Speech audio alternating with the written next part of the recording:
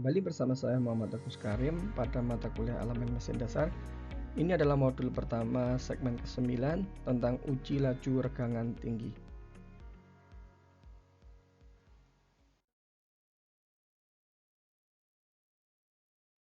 Oke, kenapa kok uji laju regangan tinggi ini penting? Karena ada beberapa material itu memiliki sifat yang berbeda ketika mendapatkan laju regangan yang tinggi. Kalau materialnya diuji dengan uji kuasitatif, nilainya sekian gitu ya. Kalau diuji dengan uji laju regangan tinggi, maka nilainya biasanya lebih tinggi. Nah, material ini kita sebut dengan strain rate sensitive material. Namun, ada juga material yang memiliki sifat yang sama ketika mendapatkan laju regangan tinggi maupun rendah. Nah, ini kita sebut dengan materialnya adalah strain rate insensitive material. Salah satu alat yang bisa digunakan untuk menguji laju regangan tinggi itu disebut dengan Split Hopkinson Pressure Bar atau SHPP. Mesin ujinya kira-kira seperti ini dan spesimen uji itu pada umumnya adalah di silinder, yaitu silinder tipis. Meskipun ada beberapa juga spesimen uji dengan bentuk yang lain. Prinsipnya seperti apa? Prinsipnya adalah spesimen uji diletakkan pada dua buah bar. Ini kita sebut dengan input bar. Ini kita sebut dengan output bar.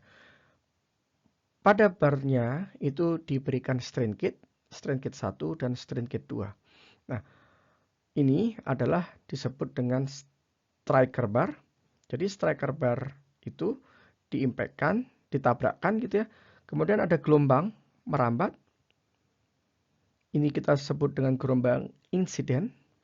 Kemudian pada spesimen dan pressure bar interface, gelombangnya tersebut akan dikembalikan. Satu kembali, satu diteruskan. Diteruskannya melewati spesimen. Yang kembali itu disebut dengan reflected wave, dan yang diteruskan disebut dengan transmitted wave. Hasilnya itu kira-kira seperti ini. Jadi dari strain kit itu kita akan dapatkan signal, ya.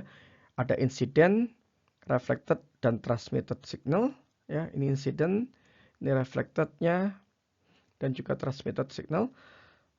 Nanti menggunakan data processing dan correction, maka kita akan mendapatkan dari transmitted kita akan mendapatkan stress versus time versus waktu, gitu ya.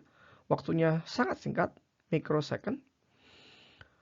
Kemudian juga dari reflected itu kita akan mendapatkan strain versus time. Sehingga dari dua kurva ini kita bisa mendapatkan kurva tegangan regangan. Dan sifat mekanik apa saja yang dipengaruhi oleh laju regangan adalah yield strength-nya itu dipengaruhi. Semakin tinggi laju regangan, maka yield strength-nya akan semakin tinggi.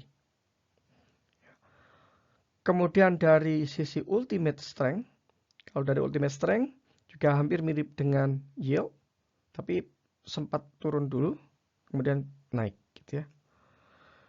Juga dari sisi total elongation.